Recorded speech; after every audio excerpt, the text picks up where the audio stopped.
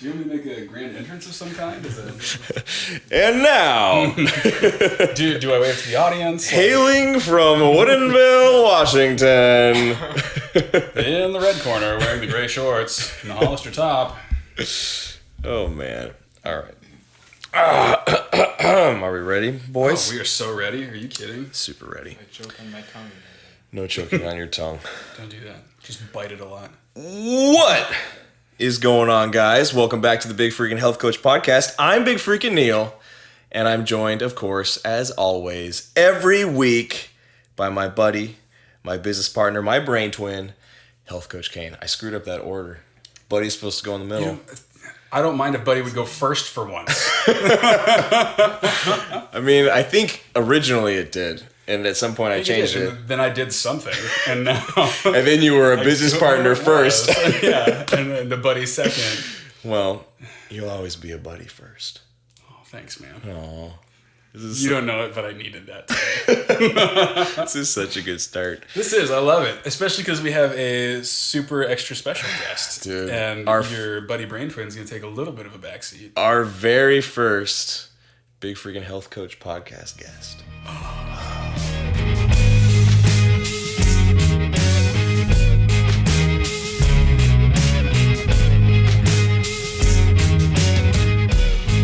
It's a very fitting choice. Did we get a monogrammed robe for him?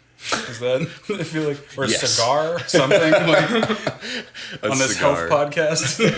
Yeah, for him. yeah, that'd be very fitting. So, shall we introduce him? Should we just keep? I think you should. We should should we just just talk keep him- about him a keep lot. him sitting there and- Hypothetical situations of how we would treat So guests. the other day I was talking to Shreyas. Let's talk just about that, and he can tell you if it's true. Yeah, there we go. We'll just fact check with him. No, let's get him in. All right, we'll bring him into the mix here. So our guest today, guys, is a client of mine and of yours way back in the day. You got him started. Barely counts. It counts. You got him started on his journey. He did a lot of sweet parkour moves while we were training. Yes. He's done sweet parkour moves throughout his training career. Still does to this day. Nice. Shreyas Annapureddy is his name. What's going on, Shrey Dog? Not much. He also goes by Shrey Dog and Shrey Beast. Shrey Beast. Shrey Beast. Yeah. That's your Instagram handle, right? Yeah. Everyone, Follow him on Instagram. check out Shrey Beast on Instagram. He occasionally will post his lifts Occasionally. and things. Yeah. And they're pretty epic. Like, you don't want to miss them. They are very, very impressive, all joking aside. Yeah. So, buddy, what's new? What's going on? How's life? Not much is going on right now. I'm trying to get as lean as I can just for aesthetics goals. Cool. And I meant more just like your actual, day-to-day life. That is his life. He lives to be Make sure you, lean. Well, make sure I you're talking to the mic here. well, I start college kind of soon, like in 4 weeks. That's exciting. Yeah. Where are you going to college? UW Bothell. UW Bothell, going to college Yeah. on the computer, right? On the computer. Yep. Telecommuting to college. That's where my wife went. It's a good school. UW Bothell. Yeah. That is where your wife? Yeah, for Oh, both nice. degrees. Nice. Yeah, dude. Sweet. Yeah, man, that's exciting. Super cool. Next chapter of Shreyas' life. I think Do you have a my major mom already? majored Life, yeah. Do you have a major already? Yeah, health studies, I guess is what it's called. Nice, man. I fully support That's that line of education. It's a really good choice. Really good choice. All right, man. So I think we should probably dive in and talk about your fitness journey and your dramatic transformation. What do you think? Yeah. So let's see. I started working with you in, it's been so long, I don't even know, 6th grade or something? 8th. 8th? Yeah, 8th. 8th grade? I think so. Oh, yeah, because that Did would I be, start working with you in like 7th grade? must have been. 6th grade? Wait, you were like 9th? 12 or 13, weren't you? I don't know. I had Ty, and then I Ninth? had Peyton, Yeah. and then I had you. Mm-hmm. 9th grade is 14?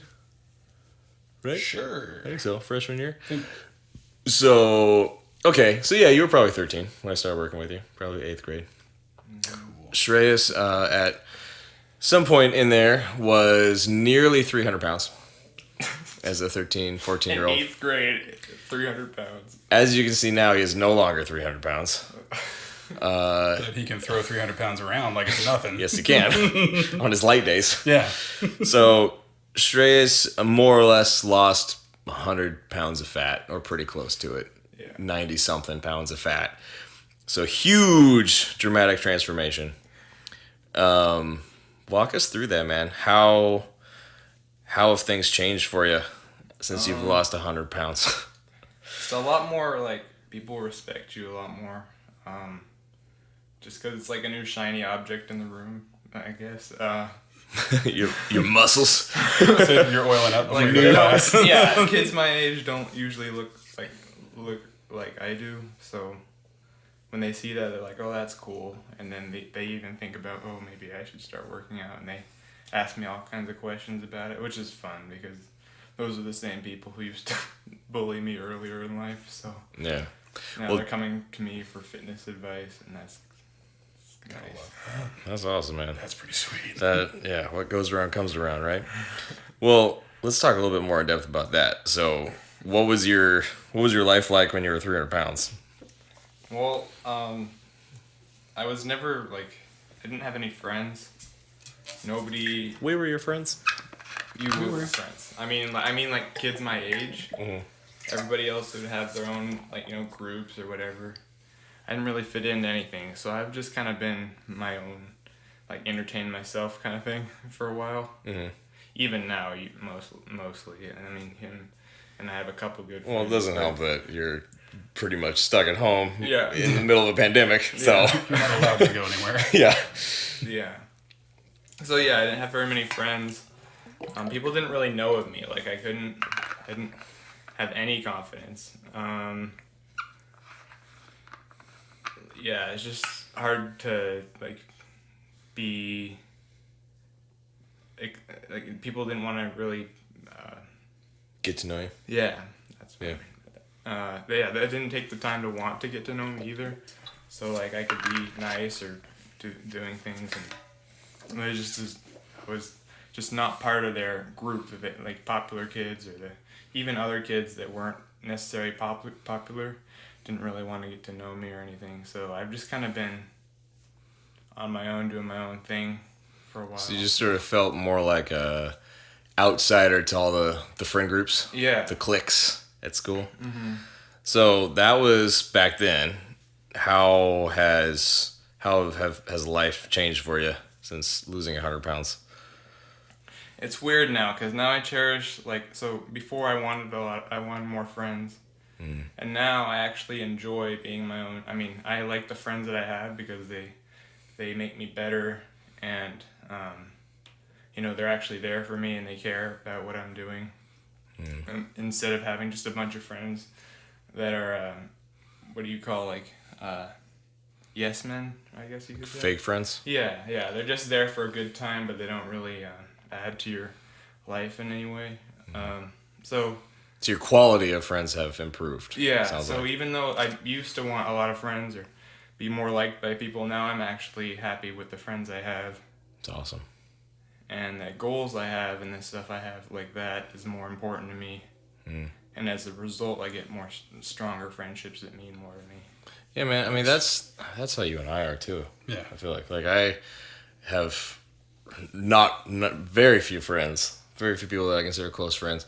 2 of them are in this room, but it's the quality of the friendships that is more important, in my opinion. Yeah. Some people, I don't know. Some people like to be surrounded by tons of friends. Yeah. It's not me. I don't have any bone in my body that wants that. That does not appeal to me. No. Yeah. I think part of it too, I bet you're going to agree with this also, hence the brain twin, but I think because I consider literally all of my clients my friends, that covers all of my friendship bases. I don't feel the need to surround myself with any more. I'm not to be a dick. I'm not intentionally not making friends, Right. to make room for my clients, but it's just the quality of those friendships is so awesome that I don't feel the need to have tons and tons of friends. You're not missing anything. Yeah. With the core group that you have now. Yeah. You and your clients are all friendly, so you got the numbers. Yeah, I feel the same way. Yeah. Needs are met. I think that's the way you really want it to end up. Is the handful of friends that you have and the people who help you elevate your life in some way. Yeah. Nice For work, me, it's Shrey. also about like having people that actually want to do something with their lives too. Because if I'm the only one that's motivated about stuff, and it's hard to understand like why I might not want to go to a football game on Friday instead of work out or eat the way I do when I go to a friend's house. So That is also a great point. Yeah. I think a lot of times friends that you start with in life you sort of grow out of for that reason. yeah. It sounds like that's what you experienced, where you're in the process of constantly leveling up, and when the people around you are not leveling up and have no desire to, and sometimes you just outgrow your friends.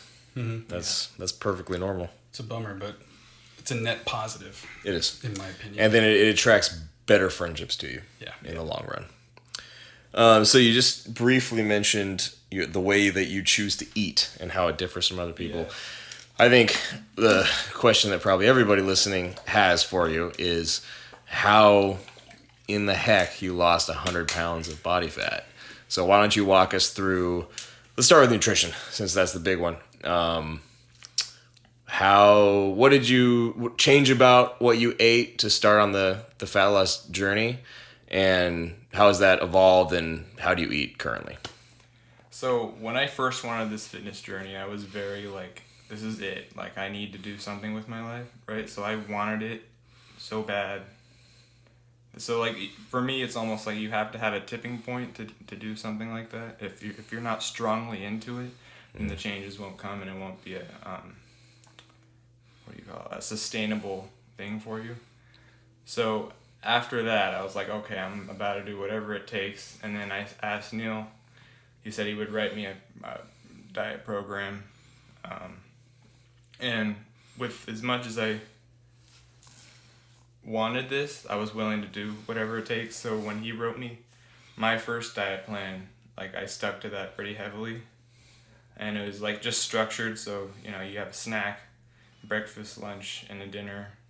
2 snacks maybe. To get you started down the road, you just needed to know how to eat. Yeah, you didn't teach me about counting calories yet or the macros. You were also 13 or 14 at the time. Yeah. So throwing calorie counting and measuring at a young teenager is not something that I do. Yeah. That's a bit much. Yeah. But yeah, it was basically, I remember one day you came in the gym and I asked you what you had eaten that day. You came in and you were telling me about your fat loss goals and expressing some frustration. And I asked you what you had eaten. And it was, what was it, buddy? Cinnamon roll for breakfast? Cinnamon roll, It was like Olive Garden, cup of noodles for lunch, Olive Garden for dinner.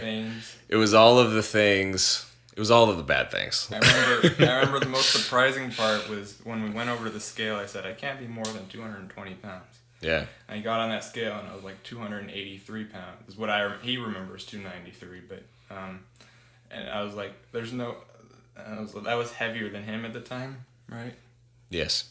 I was heavier than him at the time, and he's a large dude, so. I'm a large dude. So I was like, all right, this is not. Either I'm seeing weird numbers or I need to do something with my life. So that was kind of the tipping point that you touched on. Yeah, plus there was a bunch of other things. Like in parkour, I'd always get teased because I wasn't able to do flips like the other kids. Or, I wasn't built to do the things I wanted to do. You want to briefly explain what parkour is to people that don't know? Parkour is like it's like gymnastics, but a lot more free form. So like you're jumping off things, you're flipping, you're vaulting. So like when you see an action movie, you see all like the vaults over like the police car or whatever. So being 100 pounds, all that stuff. Being 100 pounds overweight is not ideal. Yeah, and I was still able to do it. Like I loved it. I've always been weirdo because I did basketball and the normal sports, but then I actually like different activities that like abnormal sports. I guess you could say. but they made me a lot happier than just playing basketball or whatever. So Yeah, I mean, call it weird all you want, but I've never seen James Bond play basketball in a Bond movie. True. I've seen a boatload of parkour shit in those. So Very true. You're also So like I've always been attracted to the weird but like fun thing. So like if Yeah. I can jump up, like climb up a wall and jump off and do a flip or something, that's a lot more fun to me for Also an hour, and it gives me explains- cardio. yeah. his association with us being weird but fun. Yes, very much so. No, I don't think you're attracted to weird athletics. I think you're attracted to things that it's you against you. Things where Yeah. you're learning, you're improving your skills, and you're in competition with yourself rather than like a team sport. I'm the same way. I never liked competing against other people. You're talking to a power lifter / bodybuilder, so you're in good company there for sure. Yeah.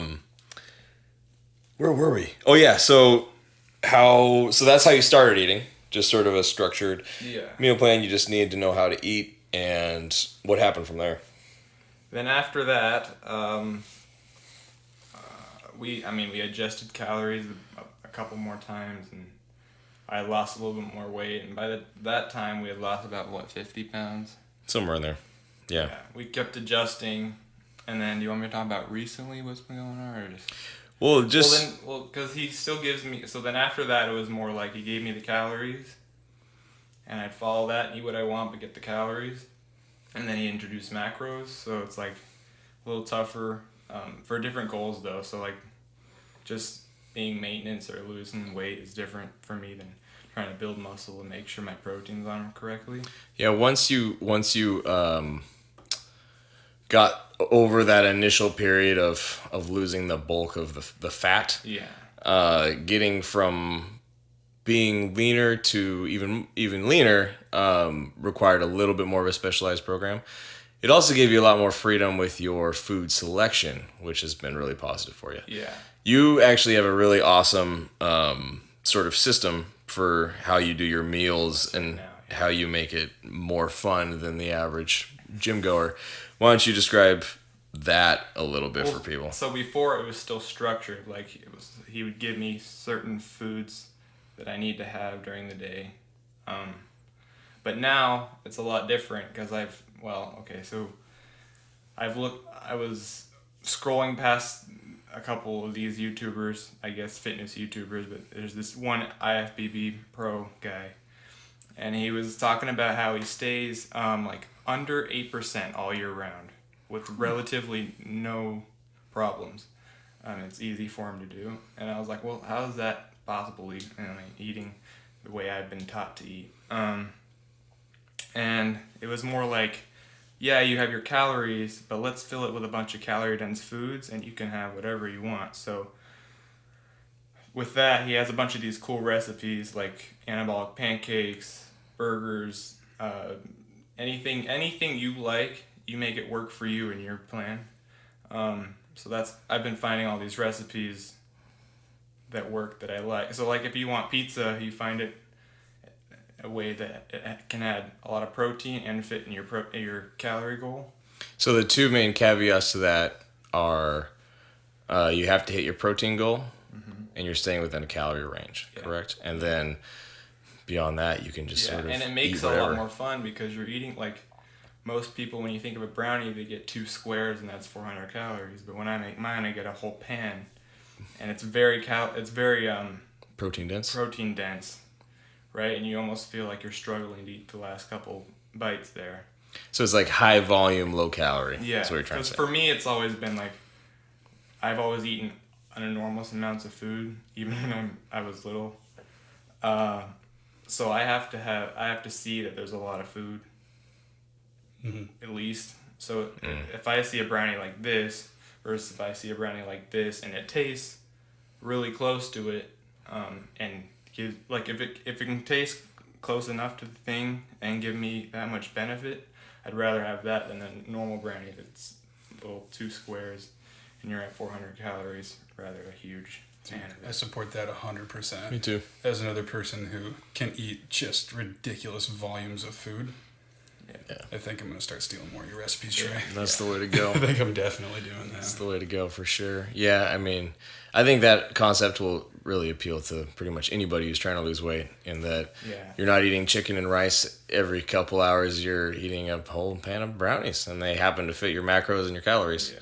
And the goal is like, so yes, he gives you a bunch of recipes, and there's all kinds of people that do. I mean, well, there's two people I mainly, Remington and Greg Doucette. But they give you a bunch of recipes, but you're supposed to like find at least 3 or 4 that you really like, and those should be your main, because you're not gonna like everything on there, and your food tastes are all different from other people. So what you normally like, you find those foods that you like and you make them work for your program, instead of what normal people do, which is eating. Well, he and me differ on this because he likes to just eat the chicken and rice and broccoli.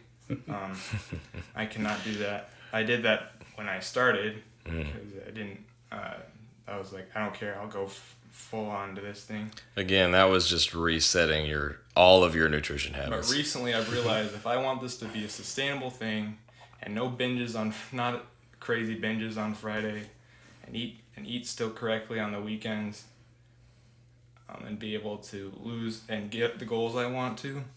I gotta make the plan work for me instead of against me, right? So I take the foods I like and I make them work for my program.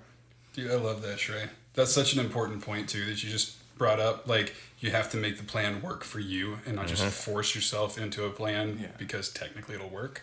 Yeah.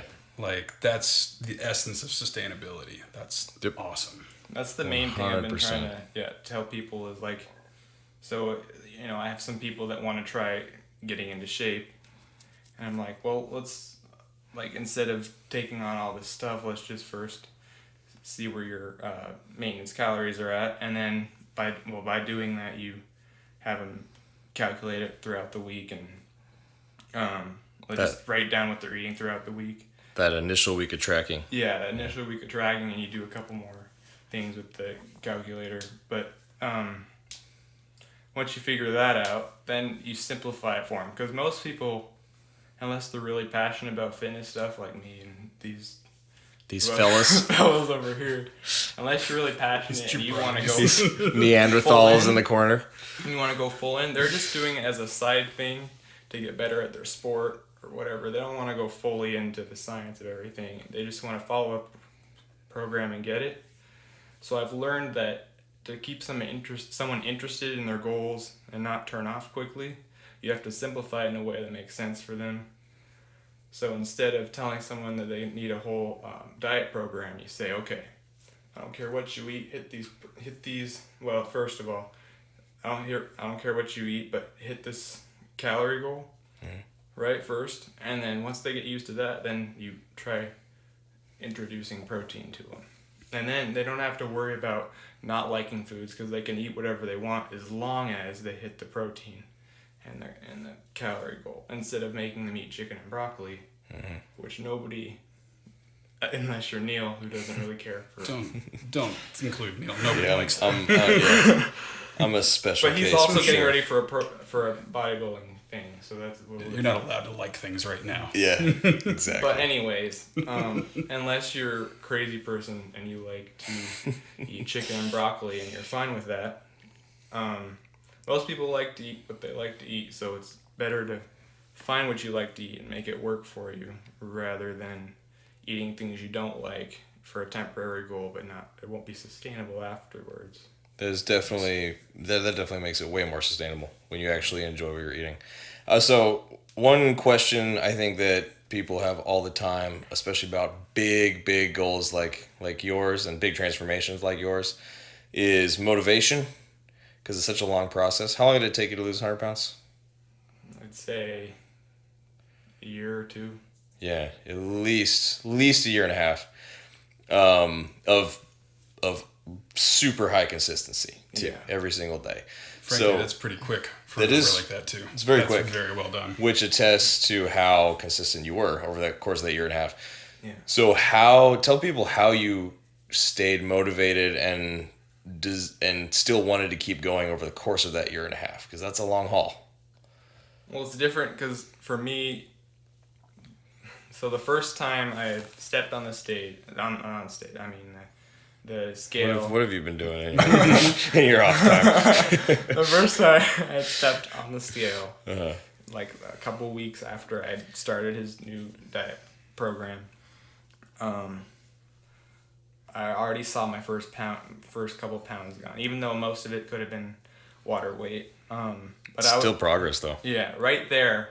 That's the only thing I had seen work for me, because I had tried like doing the green juice thing, juicing fast, all these like no sugar things, and those things, first of all, they aren't sustainable, and then what you get and then you just don't feel.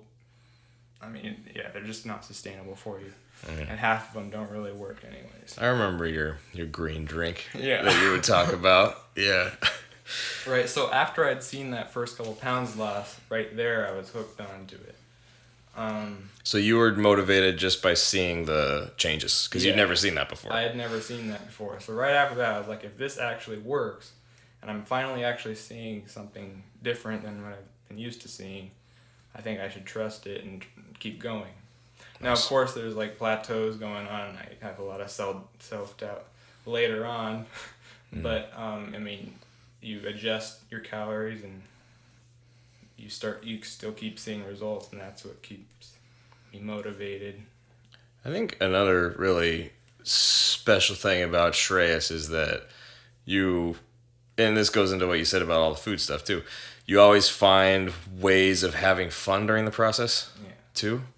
So like, me and a couple of the other trainers at the gym that I work out of are always laughing about how you're the smiliest person in the gym at any given time. You smile more than anyone else at the gym, even if you're doing something horrible, like sets of 15 on squats like I did the other day.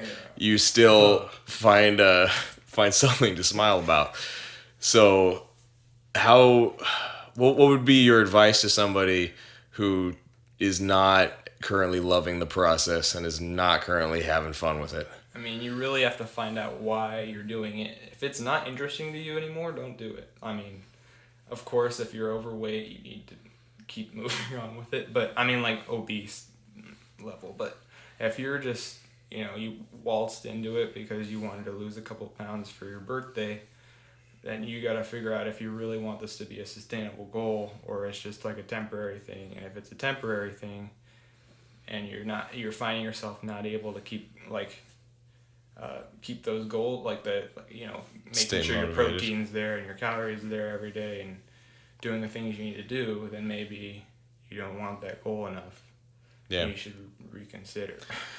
Or potentially the person probably just needs to find what they enjoy. Yeah, find what you enjoy. Because if somebody, like you said, if somebody is starting a program with those goals in mind, and let's say they jump into like a strength program and they absolutely hate it, they probably shouldn't do a strength-based program. They should find something else that they actually enjoy. They shouldn't just stop. I don't think that's what you're trying to say. But they should find other means of reaching that goal that they actually enjoy. Yeah. It's not a one-size-fits-all. There's a lot of ways to train. Absolutely. Yeah. Big time. Absolutely. Well, I think that provides a ton of value for people, Shreyas. You got any final points to make, final thoughts for people? Can we do your lift totals real quick? Because in addition we should definitely to losing talk about that. A boatload of body fat, Shreyas is also strong as hell now. Like, it's Very ridiculous. strong. He legitimately deadlifts more than I do. And you're what, 18? Yeah. Okay, so this kid's a freak. You want to go through, you did a powerlifting meet, right? Yep. Yeah. First of all, was that awesome? Yeah, that was Took home some hardware. So I'd say it was pretty successful for a first powerlifting meet. Chicken dinner. Yes. And broccoli. Yeah. Tell him your lift, Shrey. So 500-pound deadlift, 501 to be exact. Yeah, do not skimp on the 1 pound. And then I didn't compete squat there. You did a push pull. Yeah, I didn't compete, but my bench deadlift. My squat is 405, right? Yep, that's your best in the gym.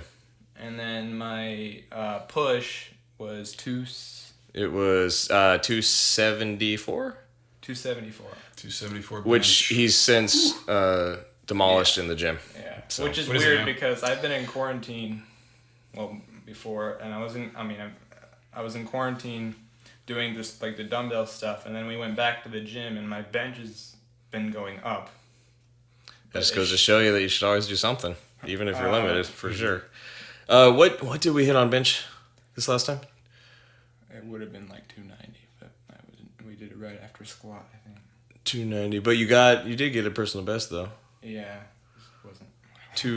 You got 285. That's what it was. Yeah. Oh, only 285. Only 285. Yeah. You did. Well, that makes sense. You hit 275 at your meet, then you came fresh out of quarantine and hit 285 in the gym. That's what it was. It's not 300. I don't. All right. Well. You're okay, Shreyas. It's no 300. Don't show up. So, in summary here, main takeaways today are sustainability is the biggest thing with nutrition. Find ways to enjoy your food. Mm-hmm. Find ways to also enjoy your training program. If you don't like training a certain way, don't train that way. Mm-hmm. Any other final thoughts? So my main thing is making the goals work for you. Whatever you want to do, find a way so that you can sustain that forever.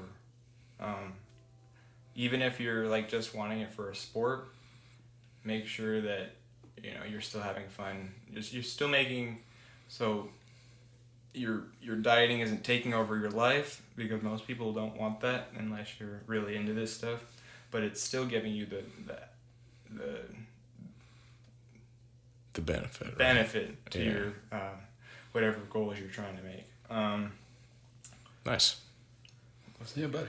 Yeah. No, I think that's a pretty good summary, man. It's all about some semblance of balance, so that you're not literally only thinking about your calories and macros all day. If you're wondering, I don't eat like a normal bodybuilder anymore. I just eat like the foods I like, but I make them work for me. So you won't find me eating chicken and broccoli. He sent me a recipe for what was that, a pizza? Yeah. That was like 70 grams of protein or something that's that. A little personal size pizza. But you don't taste the, and it's awesome. It's insane. Like, instead of having 2 pieces, you have a whole pizza like this, 300 calories, 40 grams of protein, and that's more than some, maybe not, but. Well, we should stop talking about pizza because I'm really getting hangry. Yeah. Really hungry. Really getting hungry. Yeah, all right. Or like I have these chicken poppers that are also really they're literally like chicken nuggets, but they're a little spicier. I make so many of them. It's just like a pound of chicken, but then you put some like Rice Krispie flakes, corn flakes on the outsides of them. Nice. And sounds delicious. Tastes really good. Nice. Yeah. Do you put these on your Instagram? I don't right now. I send you pictures. You should. You should. So Shreyas is going to start putting those on his Instagram. So you should follow Shreyas. What is it, Shreybeast? Yeah. Next Shreybeast on Instagram. If you want to know where to find them, it's either next post coming out this weekend, so keep an eye out for that. I think that's a good place to wrap, man. I think that's a lot of solid information for everybody. So baseline, find goals and make them work for you. Boom. Beautiful. I like it. Great episode, guys. Solid episode. That was good. Yeah. So, thank you for joining us for the Big Freakin' Health Coach podcast. If you like this episode, give us a 5-star review, share with all your friends, and make sure that you follow Shreybeast on Instagram along with Big Freakin' Neil and Health Coach Cain. We will see you guys next time. This has been fun. Yeah. It's been super fun. I like this. You want to come back sometime? Yes. Sweet. All right. Fantastic. So you'll hear from Shrey again. Of course, after this ends, I'll probably have things I forgot to say, but... That's why you get to come back. That's why you throw them on your Instagram post. Oh! All right. Thanks, guys. We'll see you next week for another exciting episode. Dun dun.